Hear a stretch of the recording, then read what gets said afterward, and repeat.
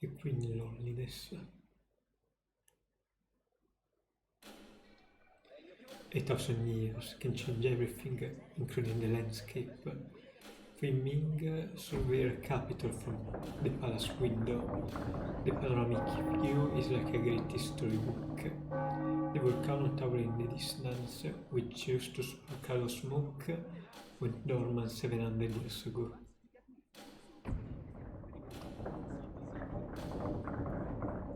Once part of the sea, the inlet was reclaimed 500 years ago to become a village for the fisher folk who spend their lives on the ocean.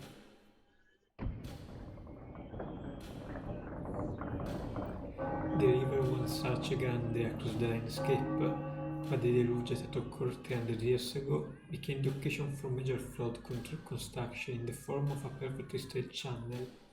Where the river used to curve, there is now a known Otsbo lake in which reeds grow in profusion, and the banks provide the people with a rich natural bounty.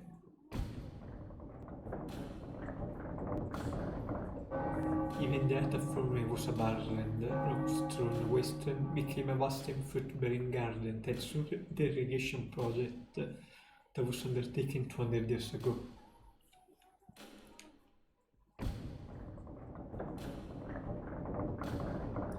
The mountain that was the center of the people's religious faith was enveloped in a sky-scorching flame 100 years ago. Formerly swathed in a thick green covering and seen as the home of the gods, the towering peak was transformed into a bare rock pile by a forest fire that burned for 3 days and nights. Almost everything that lived in the forest, birds and beasts of course, but many people too died in the flame. The people in the village below mourned the horrible transformation of their god's abode, but now, 100 years later, the mountain is as green as ever. The people of the village and the people of the mountains still destroy all the fire, but today children cannot imagine that the rich green slope were once charred and blackened. Restored through it is to its original green lushness, of course the mountain could well be enveloped in flames again, 100 years from now, 200 years from now, or even tomorrow. Even if this should be charred again, however, the river sprout anew. The bird and beast and insect chased away by the fire will return to their home, and, given enough time, the mountain will be covered in green as before, such are the workings of nature. Given enough time, passing stretches of time. But no, to become this at the through vast stretches of time is a privilege of the ordinary folk. Those who have no choice but to devote all their energies to living in the present, how fortunate they are to be able to look back to the past 1,000 years ago, like an old man telling a child a fairy tale. Once upon a time, a long, long time ago, and how truly fortunate one would be to be able to tell the story of this country's future as a rosy dream, the which then read their own dreams of the future with flashing eyes, and to entrust that dream to the next reign. Ming stands at the window like this every morning. It is a special time of day for her, when she thinks about the livelihood of her subject, watches for sign of enemy intrusion, and ponders measures she might wish to adopt. She has done this every day without fail for the past 1,000 years. The country has flourished, the people no longer starve as they did when she first took the throne. Future historian will not love sing the praise of Ming 1,000 years later. She will be as tall as the 1,000-year-old queen, and her noble figure will be vividly engraved in people's memory. Cherishing this memory of her, however, people will die before she does. The historian will praise her too, instead of witnessing her reign to its end, will the same become part of history. Ming has been queen for the past 1,000 years, and probably will be for the next 1,000 years as well. Her Majesty is in excellent spirit again this morning, I trust. She heard the voice behind her. Her gaze fits on the street of the city below. Ming answered, "You're early today." Not sure if Her Majesty herself is already observing the smoke rising from the cauldron of her people. She did not turn to ascertain the identity of the smiling face behind her. It belonged to Nagram, her senior minister. The smile is courtly, genial, but deep within the narrowed eye, she knew there resided a dark gleam. Today I will accompany Her Majesty in the inspection of the troops. You? Yes, owing to a slight change in assignment today. Is that so? I'm hardly up to the task, but I will do my best if Her Majesty will allow me to serve her in this capacity. I beg your permission. With her back still turned to Nagram, Ming gave a silent nod. Ah, yes, she thinks to herself with a bitter smile. Their plan goes into action today. Being a sense for a very long time that Nagram is up to no good, he apparently has seized command of a certain unit of the royal guards, scattered to the city too. His people are lying low, ready to set fire as soon as his order come down. No doubt about it, today when the regular ceremonial inspection of the troop is scheduled to take place, is the perfect day for a coup. When Nagram leaves, Ming enters her office in some madness.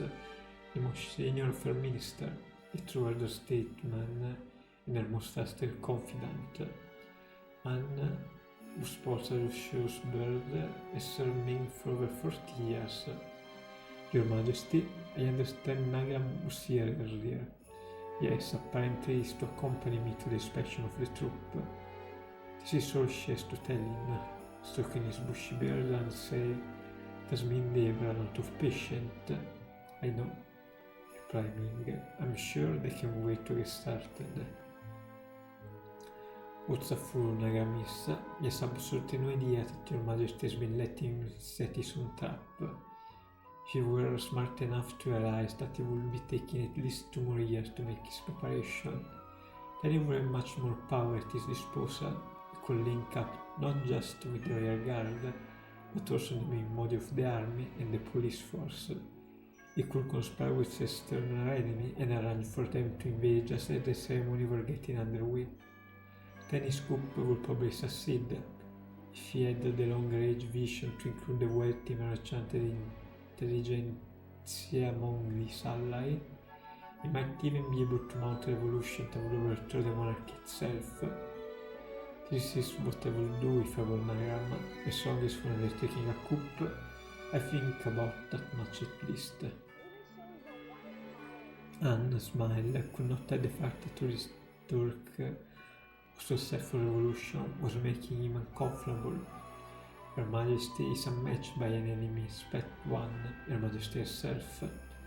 You may be right, Ming thinks, if she had an enemy with an eternal life like her, who was willing to devote all the time needed to planning a revolution, be it our century or even 2. The result will surely go beyond revolution and develop in a full-scale civil war. Human lives, however, are limited in duration, and because of this limitation, humans rush to achieve results before they are ready. Nagram is one of them. If he could live 200 years, to say nothing of 1,000, he would not be trying to take up arms at such an in-between point in time. Still, say Anne, I have to admit that Nagram was extended his force far more successfully than I ever imagined. What have I been doing all this time? I'm utterly ashamed of myself. Don't let it bother you, and thanks to your inattention, we will probably be able to smoke out many more rats. Ming gave a satisfied chuckle. Nor is this mere bravado on their part. They choose not to arrest Nagram in an early stage, but allow him to swim free for a while in order to take this opportunity to let the entire force of rebels both inside and outside the palace. Yes, I know, Anne's replying, and goes on to explain the plan for crushing the coup. His plan is impeccable. The coup was virtually no chance of succeeding. All they need to do is carry out the wholesale arrest of the rebel royal guard unit that rise up in the palace and partisan lurking in the city, and it will be some time before any more individual with outsized ambition show up again. This will be our first purge in 15 years, answered Mark. Has it been that long? Certainly yes, your majesty. This fine beard of mine was jet black last time.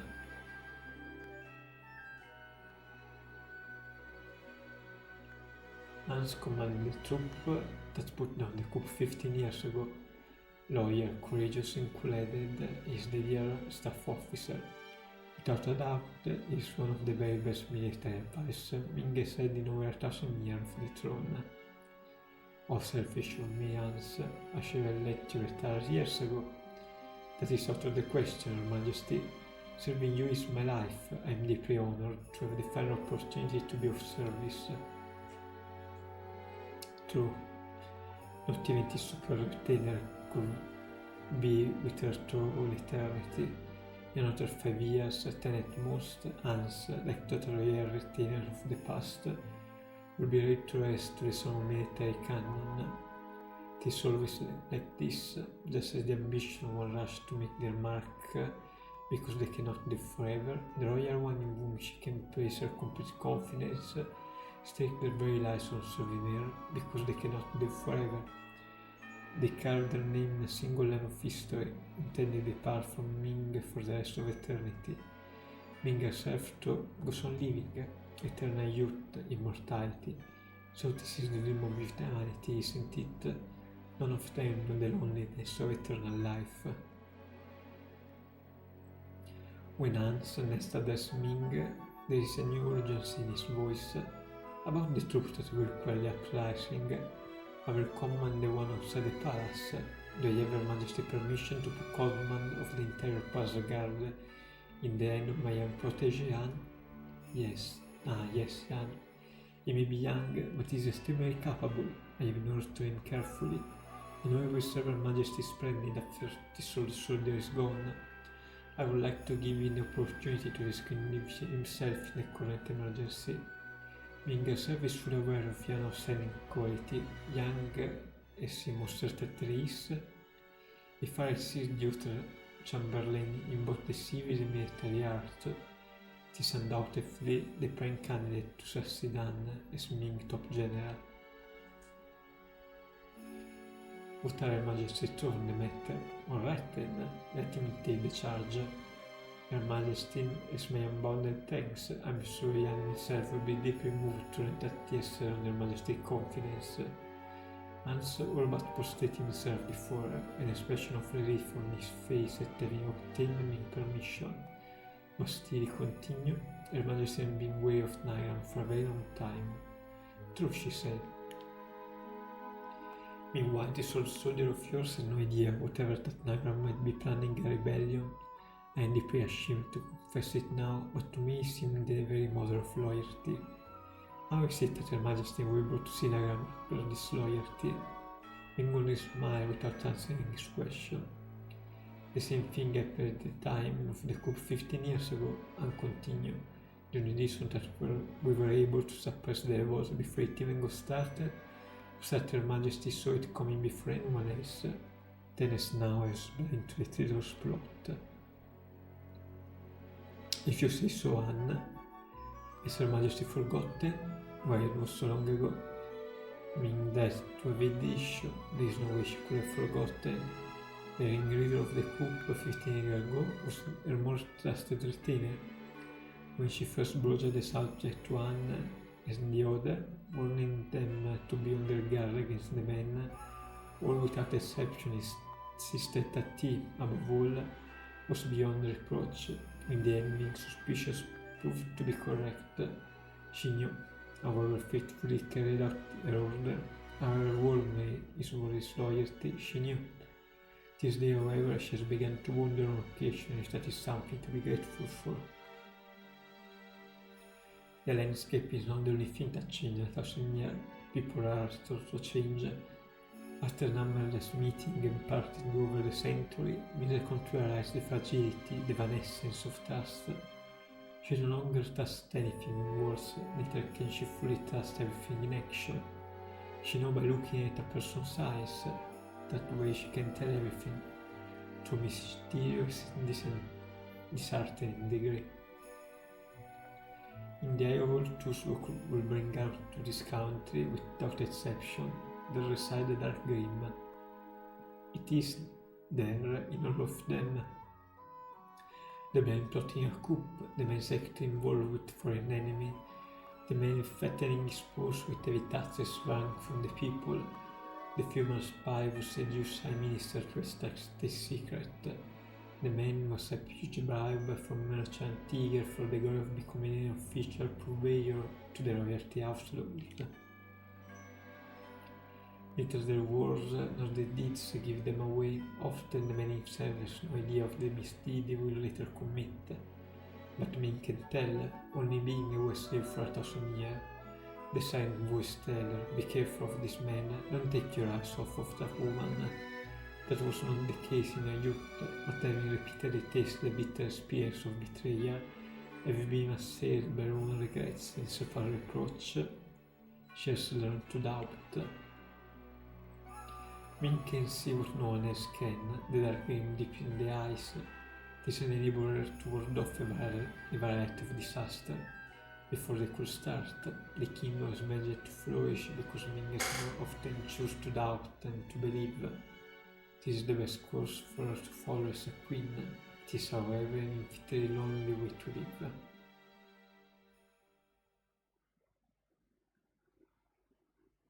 Nagram's coup collapsed in an instant. The rebel unit of the Royal Guard, who the sworn Miss Ming, during the expression of the troops in the plaza, became the prey of Yan and his men, was behind and around the perimeter.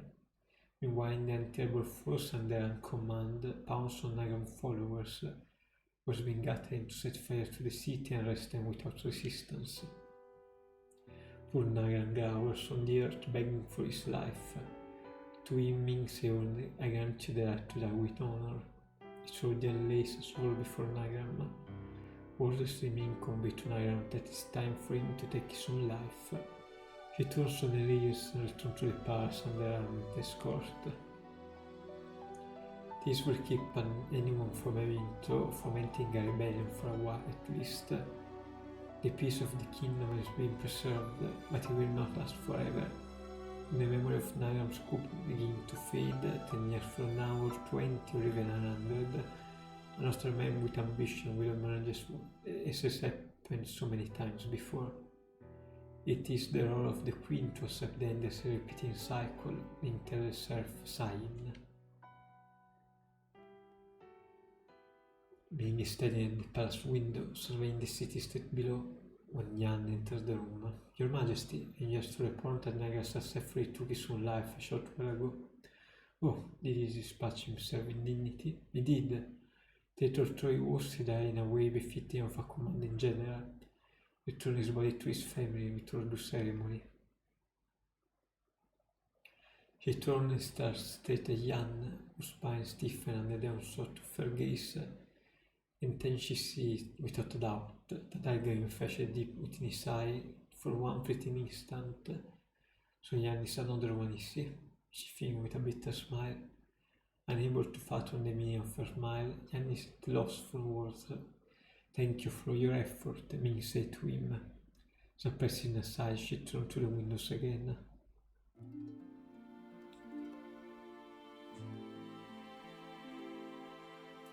The sky stretched overhead in a span of blue. The only thing unchanged for the past 1,000 years may be the blue of the sky. But still I am the queen, Ming tells herself.